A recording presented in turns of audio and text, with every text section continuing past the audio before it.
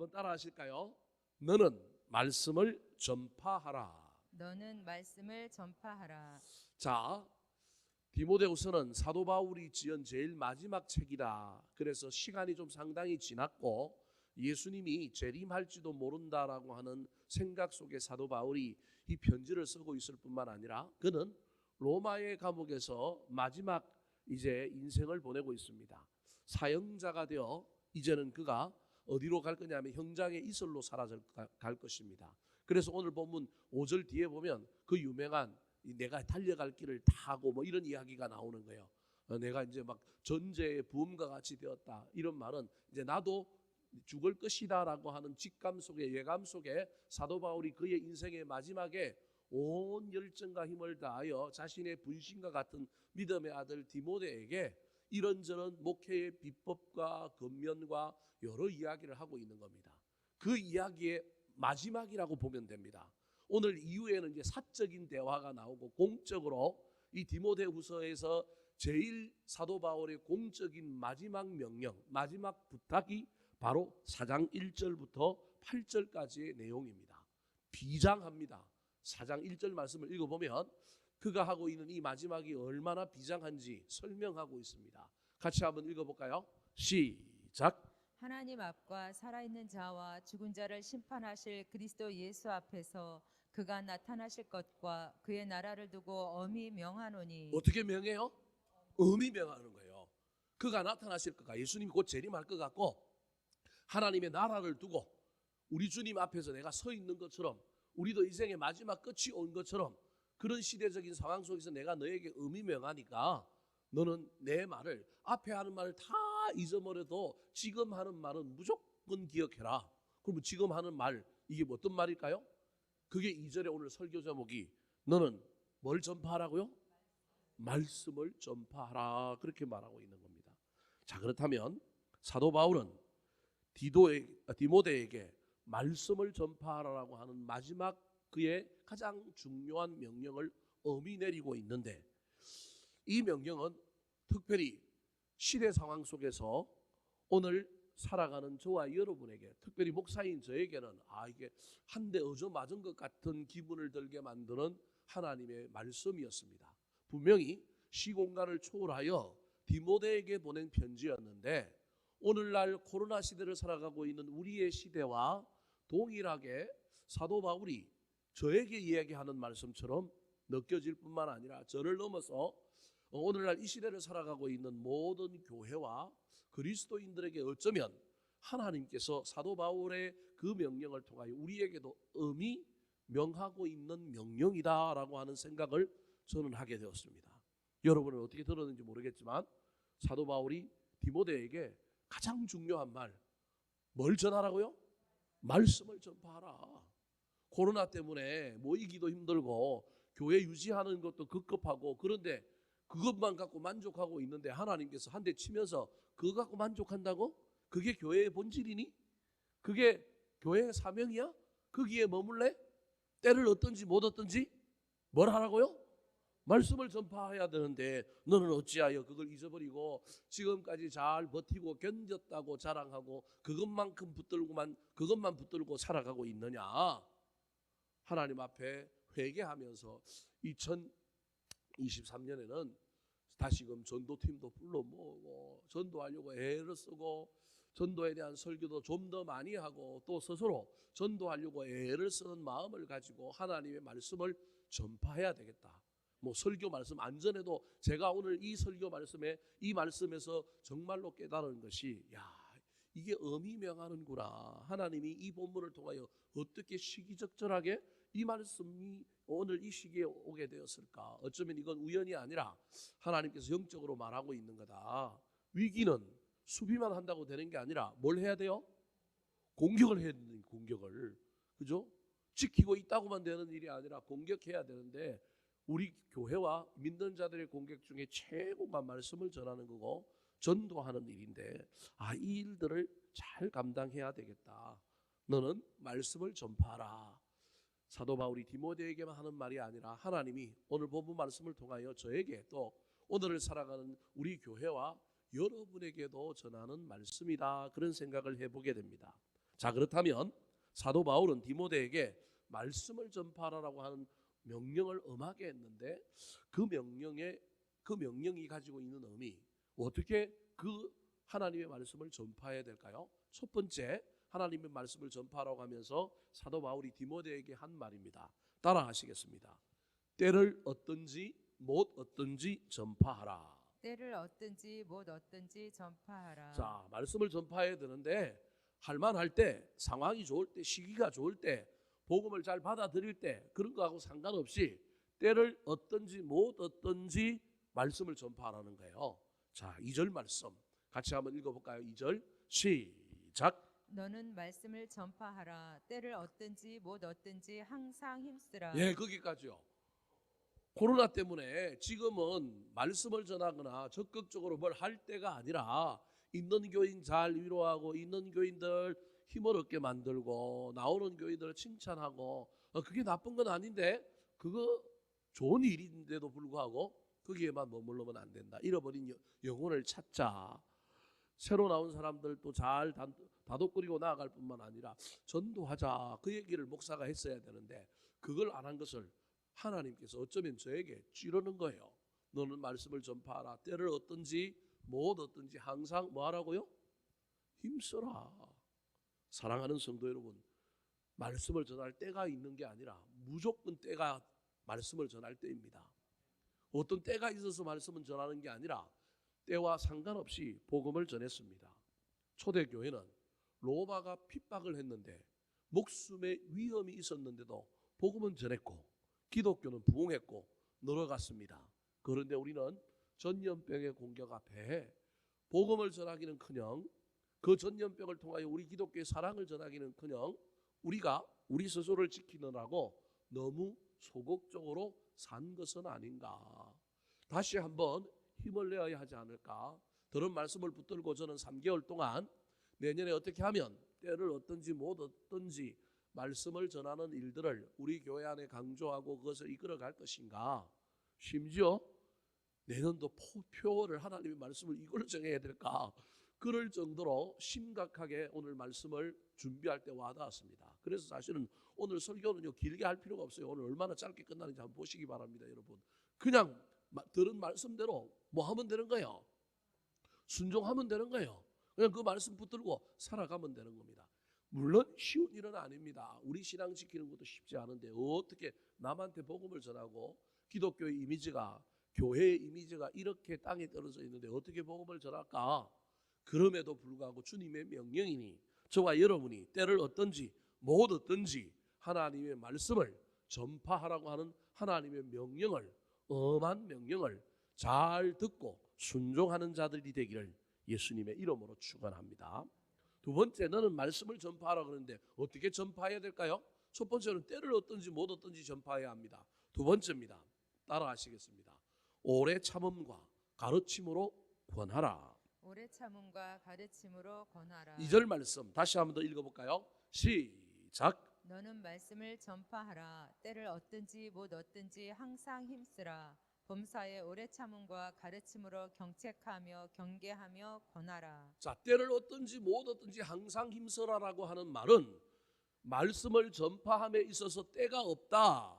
어떤 상황과 환경 때문에 말씀을 전하고 전하지 못하고 뭐 이런 것은 없다. 하나님의 말씀 전하는 건 당연한 것이고 최고의 일이다라고 하는 것을 강조하고 난 다음에 두 번째 말씀을 전파하라고 하는 말이 또 어디에도 걸리느냐 하면 때를 얻든지 못 얻든지 항상 힘써라라고 하는 말에도 걸리지만 너는 말씀을 전파하는데 어떻게 전파해야 되느냐 하면 오래 참음으로 해야 되고 그 다음에 어떻게 해야 되느냐 하면 가르침으로 해야 되는 거예요. 내면은 오래 참음으로 외적인 스킬, 외적인 태도는 하나님의 말씀을 마음으로 가르침으로 저때 가르치는 건 티칭을 의미하는 말은 아닙니다. 근데 그 가르침을 또 다르게 세 가지 동사로 설명하고 있는데 하나가 경책하며 두 번째가 경계하며 세 번째가 뭐하라고요? 권하라는 겁니다. 그러니까 오래 참음은 내면의 동기라고 한다면 내면의 태도라고 한다면 가르치면 외적인 무기, 외적인 태도인데 하나님의 말씀을 가르쳐야 하는 거예요. 하나님 말씀을 전달해야 되는 거예요. 근데 그때 좀 내용이 무겁습니다. 상대방을 향하여 또는 대상을 향하여 경책, 경계하며 뭐 하는 거예요? 책망하는 거예요. 또 경계하는 거예요. 왜 저런 무거운 표현을 쓰고 있느냐 하면 오늘날 같으면 말도 안 되는 이야기죠. 너 예수 믿지 않으면 지옥 간다. 그게 경책이에요. 너 예수 믿으면 너 지금 되지 않은 일들이 예수 안 믿어서 일어나는 그런 비극적인 일이다. 뭐 이런 얘기가 경책과 경계에 들어 있는 거예요. 근데 옛날에는 예수 천당 불신 지옥 하면 해결이 됐습니다. 근데 요즘 같으면 그렇게 전도하고 나가면 막 인격을 모독하니 뭐 우리를 막 이상하게 생각하니 오늘날 현대 시대에는 맞지 않는 이야기일 수도 있습니다. 그런데 사도 바울이 왜 저렇게 이야기하고 있을까요? 시기의 급박성 때문에 그러는 거예요. 이해되셨습니까? 지금 사도 바울이 오래 참음으로, 내면에는 오래 참음으로, 상대방이 받아주지 않고 상대방이 거절함에도 불구하고 오래 참음으로 하나님의 말씀을 가르치는데, 이때 시간이 좀 많이 남았으면 인격적으로 다가가서 선은 이렇고 후는 이렇고 뭐 이런 이야기들을 좀 하고 관계도 맺고 막 그런 가운데 복음을 좀 온유하고 부드럽게 전해야 되는데, 지금 사도 바울이 3절에 딱 나오는 것처럼 때가 뭐하니? 이러리니, 이런 이야기. 아까 1절에도 막 예수 그리스도께서 그가 나타나실 것과 그의 나라를 두고 엄히 명하노니, 이런 이야기 때문에, 다시 한번 2절을 보여주실까요? 그런 이야기 때문에 이 사도 바울이 지금 내면의 오래 참음과 외면의 부드러움과 어떤 인격적인 관계를 가지고 복음을 전해야 되는데 그럴 시간이 없으니 지금 급한 마음으로 전하라는 거예요. 그게 경책과 경계예요. 그럼에도 불구하고 마지막은 뭘로 끝나요? 권하라. 이건 성령님의 사역과 관련이 있는 단어란 말이에요. 권하다라고 하는 말은 이거 가지세요. 권하는 게 아니라 위로할, 권위자. 바나바가 위로의 아들인데 그 바나바를 권위자라고 할 때 그 권이라고 하는 말이 위로하다라고 하는 말이에요. 그러니까 마지막은 앞에는 세게 몰아붙이고 앞에는 막 너무 막 극단적인 논리와 너무 흑백의 논리를 가지고 가더라도 마지막에는 또 어떻게 하라고요? 권하라, 그렇게 말하고 있는 거예요. 저기에서 사도 바울이 지금 얼마나 급한 마음을 가지고 얼마나 이 시기의 급박성 때문에 복음을 전해야 되겠다라고 하는 강력한 열정이 불타고 있는지를 우리에게 이야기하고 있는 거예요. 저번 걸 성경이 이야기하고 있으니까 저대로 써야 된다. 뭐 그 이야기는 넘어서서 제가 여러분에게 이야기하고 싶은 것은, 저와 여러분이 복음을 전함에 있어서 시기적으로는 때를 얻든지 못 얻든지 무조건 전해야 되지만 전하는 사람은 준비가 되어 있어야 되는 거예요. 뭐가 준비가 되어 있어야 하면 내면적으로 참음이, 오래 참음이, 외면적으로는 말씀이 준비되어 있어야 되는 거예요. 말씀이 없어도 예수 믿자라고 얘기하는 거 한마디로 복음은 전해집니다. 그럼에도 불구하고 내가 믿는 예수님, 내가 아는 우리 주님의 그 놀라운 말씀들을 준비하는 그 놀라운 태도가 필요하다라는 거예요. 그래서 오래 참음으로 권하고 가르침으로 말하고요, 권하라, 이렇게도 연결이 될 수 있는 것입니다. 요약 정리하면 저와 여러분이 말씀을 전하는 때는 뭐 꼭 때가 있는 건 아닙니다. 때와 상관없이 말씀을 전해야 됩니다. 그렇다고 무대포로 전하면 안 됩니다. 우리 내면에는 상대방이 받아주지 않더라도 낙심하거나 절망하거나 쉽게 중단하지 않는 오래 참음의 내면의 태도가 있어야 합니다. 더 나아가서 외면적으로는 분명한 하나님의 말씀, 스킬적인 측면의 말씀을 얼마나 많이 알고 있느냐가 아니라 저때의 가르침의 말씀은 내가 확신한 말씀, 내가 믿는 말씀, 내가 정말로 귀하게 여기는 능력의 말씀은 가지고 있어야 합니다. 때로는 경책하고 경계하기도 하지만 우리의 그 태도의 마지막에는 반드시 뭐가 있어야 되느냐 하면 위로하고 상대방을 부드럽게 인도할 수 있는 그 근함이 있어야 한다는 사실을 기억하여 오래 참음과 가르침으로 근하여 하나님의 말씀을 전하는 저와 여러분 되기를 예수님의 이름으로 축원합니다. 세 번째, 오늘 세 가지 할 건데 벌써 세 번째예요. 제가 일찍 끝난다 그랬잖아요. 좋지요? 네, 뭐 좋은지 안 좋은지 이제 가봅시다. 자, 너는 말씀을 전파하라. 엄히 명하노니, 하나님께서 사도 바울을 통하여 디모데에게 가장 마지막에 제일 중요한, 절대 잊어버리면 안 되는 하나님의 말씀을 전파하라 그랬는데, 그 때를 얻든지 못 얻든지 전파해야 되고 오래 참음과 가르침으로 권해야 될 뿐만 아니라 세 번째로는 어떻게 해야 된다고 이야기할까요? 따라하시겠습니다. 시대와 고난을 넘어서 전하라. 시대와 고난을 넘어서 전하라. 자, 오늘 본문에 고난이라는 단어 빼고는 시대라는 말은 전혀 없습니다. 자, 시대와 고난을 넘어서 전하라. 저게 무슨 말일까요? 그것을 이해하기 위해서는 먼저 3절과 4절 말씀을 한번 읽어봐야 합니다. 자, 3절과 4절 말씀, 시대적인 상황이 나옵니다. 사도 바울이 감옥 안에서 디모데에게 편지를 보낼 때 디모데가 목회하고 있는 목회의 현장의 시대 상황이 저기에 나와 있습니다. 같이 한번 읽어볼까요? 시작. 때가 이르리니 사람이 바른 교훈을 받지 아니하며 귀가 가려워서 자기의 사욕을 따를 세상을 많이 두고 또 그 귀를 진리에서 돌이켜 허탄한 이야기를 따르리라. 자, 디모데가 사역하고 있는 이 에베소뿐만 아니라 그 당시 중건동 지역에 있었던 시대 상황입니다. 예수 그리스도가 이 땅에 오셔가지고 주 30년에 공생의 사역을 시작하고 3년 동안 사역 끝나고 십자가에 달려 돌아가시고 기독교가 폭발적으로 부흥을 했습니다. 그런데요, 벌써 30년 아니라 40년, 50년, 60년 정도가 지나버린 거예요. 예수님이 이 땅에 오셨다가 부활 성천하시고 난 다음에 적어도 50년, 약 60년 정도가 지나버린 거예요. 60년 정도 지나는 동안에 두 세대가 지나는 동안에 복음의 뜨거움, 복음의 열정이 이상하게 꼬여버리고 식어버린 현실이 시대 상황 가운데 나타난 거예요. 그게 3절이에요. 때가 이르니 사람이 바른 교훈을 뭐하지 아니하며 받지 아니하며, 그러니까 진리의 말씀에 민감하고 하나님의 말씀에 열광하고 바른 교훈에 사람들이 기가 막히게 막 귀를 열어야 되는데 진짜 진리 하나님의 말씀, 생명의 말씀은 관심이 없고 거기에 좀 비비 꼬아놓고 좀 독특해 보이고 좀 신기한 건, 예를 들면 영지주의와 같은 그런 말씀에 사람들이 귀를 여는 거예요. 하나님의 말씀에는 귀가 어때요? 가려워. 안 들을 수는 없는데 듣기는 듣는데 이게 길을 통과하여 마음으로 내려와야 되는데 마음으로 내려오지 않고 귀만 울리고 가버렸어요. 그래서 귀가 지금 어떻다고요? 가려워요. 이 가려운 귀가 어디에는 활짝 열려 있느냐 하면 자기 사욕을 따를 서성을 뭐 한다고요? 많이 둔대요. 저게 무슨 말일까요? 자기 이익에 맞는 말씀을 전하는 목회자, 내 마음을 기쁘게 하는 목회자, 나에게 꼭 맞는 설교, 하나님의 말씀이 아니라 나를 내 마음을 어루만지고, 그게 나쁜 건 아니지만 꼭 내 마음을 어루만지고 나에게 복음이고 나한테만 유익하고 나한테만 좋은 말씀을 전하는 스승들한테만 사람들이 지금 뭐하고 있느냐 하면 몰려가고 있다는 거예요.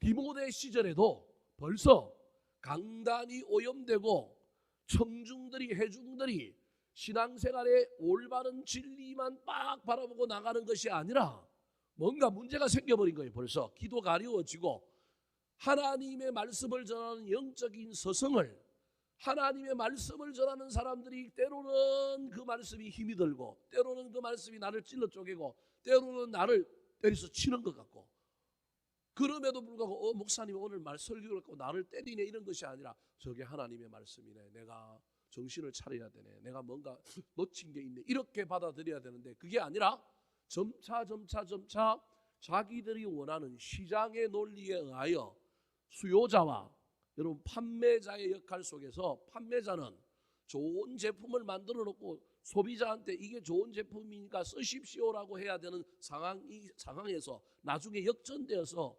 소비자가 무엇을 원하는가, 이게 자본주의 시장에서는 맞는 말인데 영적인 것에는 맞지 않는 거란 말이에요. 소비자가 무엇을 원하는가를 딱 캐치하여 소비자에게 맞는 제품을 만들어서 내는 거예요. 이걸 신학적으로 뭐라고 얘기하느냐 하면 마케팅에 물든 교회라고 하는 책에 이런 표현을 쓰고 있습니다. 소비자 만족 교회, 소비자 만족 예배. 그러니까 교회가 하나님을 만족시키는 예배를 드려야 되는데, 설교가 하나님의 말씀, 하나님이 하라는 말을 전해야 되는데 이 말하면 누구는 삐질 거고, 이 말하면 누구는 싫어할 거고, 이 말하면 누구는 오늘 마음에 어려움 겪고 교회 안 나오고, 그러니까 이런 말은 좀 빼고 이건 좀 하지 말고, 사람들이 일반적으로 좋아할 말이 뭘까? 사람들의 감성을 건드리고 사람들이 기뻐할 일은 뭘까? 그래서 영양소를 고루 주면서 때로는 보약은 입에 쓰니까 쓴 것도 먹여야 되는데, 그게 아니라 좋은 말만 하는 쪽으로 강단이 60년 만에 변해버린 거예요. 디모데가 예배소에 사역할 때 벌써 예배소 안에 디모데의 적수가 되는 사람, 나쁜 의미로 이야기하면 적수가 되는 사람들이 나타났는데, 그 사람들의 설교의 내용은 초대교회 교인들의 길을 사로잡고 초대교회 성도들의 마음을, 좋은 의미의 마음이면 좋겠는데 어느 정도의 의미의 사람의 마음을 즐겁게 하는 메시지를 전하는 스승과 같은 설교자들이 많이 나온 거예요. 그것을 자기의 사역을 따를 스승을 많이 두고, 이건 회중의 입장에서 그렇게 표현하고 있는 거예요. 이런 상황이 교회 안에 어떻게 된 거예요? 이미 있는 거예요. 그러나 저 3절에 나온 이야기는 그래도 진리는 벗어나지 않고 진리는 어느 정도 있는데, 그럼에도 불구하고 비본질적인 거, 이상한 것들이 들어와서 두 개가 공존하고 있는 것이 3절이라고 한다면, 4절은 이제 공존이 아니라 나도 모르는 사이에 진리를 떠나버려 엉뚱한 곳으로 가기 시작하는 거예요. 그게 4절입니다. 또 길을 진리에서 뭐 했다고요? 돌이켜. 아까는 기가 뭐 했다고요? 가려워. 여러분, 하나님 말씀 들을 때 기가 가렸는데 이러면 큰일 난다라는 거예요.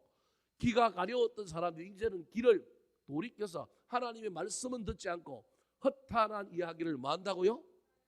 따르리라. 이런 시대의 상황이 펼쳐진 거예요. 이런 시대 속에 디모데도 헷갈리는 거예요. 나도 감성적으로 설교 한번 해볼까? 나도 현대 교인들이 좋아하는 주제, 현대 교인들이 말하는 좋아하는 것들을 가지고 좋은 예화도 들고 좋은 이야기도 들고 그냥 은혜 축복에 대한 이야기만 하고 뭐 그렇게 얘기할까? 뭐 우리끼리 코로나 시대 잘 지냈다고 잘한다고만 얘기하고, 말씀 전하는 게 분명히 하나님의 음성인데 말씀 전해야 됩니다. 안 하면 큰일 납니다. 죽습니다. 이런 얘기하면 교인들 부담돼갖고 또 내년에 우리 교회 나오면 전도하라고 목사님이 드라이브를 걸 것 같은데 난 내년에 좀 딴 데 가서 좀 쉬었다 올까? 이런 마음을 보이는 사람들에게 점차 그들에게 나도 그 말씀을 조금 변형하여 그들에게 맞는 말씀을 전할까? 라고 하는 마음의 유혹이 누구한테 지금 있는 거예요? 디모데에게. 이해되십니까? 저는 오늘 저 3절 4절을 읽으면서 저는 이게 목회자가 가지고 있는 수많은 유혹 중에 하나예요. 예를 들어 같으면 이런 거예요. 교회가 안 돼요. 교회가 안 되는데 어느 기도원에 갔더니 그냥 기도하는데 축사하는데 안수하니까 쓰러져요. 쓰러져. 나도 그걸 배워와가지고 나도 우리 교회에서 전부 안수하는데 우리 교인들이 막 쓰러지면 나는 능력이 있는 목사가 될 수 있어요. 근데 쓰러졌는데 예수는 잘 몰라. 신기하다고 능력이 있다 그러는데 그 사람이 신앙은 변하지는 않아. 물론 그렇다고 꼭 그런 것만 아니고 신유의 은사가 제가 없다 그런 얘기를 하는 게 아닙니다. 있을 수 있습니다. 저도 있다고 믿고요. 거기에도 능력이 있습니다. 그럼에도 불구하고 어떤 신사도적인 그러한 이적과 치유와 이런 데 관심이 있어갖고 어디 가서 뭘 좀 배워갖고 나도 막 영안이 열리는 환상을 체험하는 가운데 능력이 없는 건 아닌데 미래에 대해서 어떤 일들에 대하여 예측하는 예언의 영을 받아왔는데 조금 보이는데 얼마만큼 보인다고 얘기해요? 많이 보인다고. 나도 막 한번 막 사람들한테 카리스마 있게 나도 한번, 제가 그렇게 하면 잘할 것 같지 않습니까? 못할 것 같습니까? 조금만 알고도 잘할 것 같지 않아요, 여러분? 그런 욕심이 안 생길까요? 제 후배 하나는 7년을 목회가 안 되니까 그런 데만 쫓아다니다가 폐가 망신한 친구가 있습니다. 그런 데만 쫓아다니는 거예요. 신사도 운동, 뭐 이적, 신유 이런 데만 쫓아다니는 거예요. 내가 그랬어요. 야, 하나님이 너 그런 체험하는 가운데 네 미래는 안 가르쳐 주더니 안 그랬어요. 나는 그런 데 안 갔는데 네 미래가 보인다? 그랬더니 저한테 성질을 내더라고요. 그래서 야, 내 말 정신 차리고 잘 들어라. 난 네 미래가 보인다. 그리고 3년 만에 제가 자기한테 이야기해 준 대로 저한테 와가지고 제가 말한 대로 저한테 와가지고 울며 불며 형님 살려주십시오. 나 너무 힘든데 어려운데. 야, 내가 3년 전에 너 나한테 그럴 거라고 내가 예언했지 않느냐. 나는 그런데 쫓아다니지도 않았는데 나는 내 눈에 너의 3년 후의 모습이 보이더라. 그랬더니 어떻게 그걸 알았니? 그래서 그거는 그런데 안 쫓아다녀도 뭐 한다고요? 보인다. 그랬더니 울고불고 막 살려달라고 도와달라고 막 그래서 도와줬는데도 아직도 좀 정신을 못 차리고 또 자기 목회가 안 되니 자기 딴은 열심히 해보려고 하는데 교인들에게 카리스마가 있거나 말씀이 맺히거나 목회가 뭐가 되거나 이러면 좋겠는데 그게 안 되니 조금 다른 방법들에 대하여 관심들이 생기는 상황들이 목회자 가운데 생길 수 있는 거예요.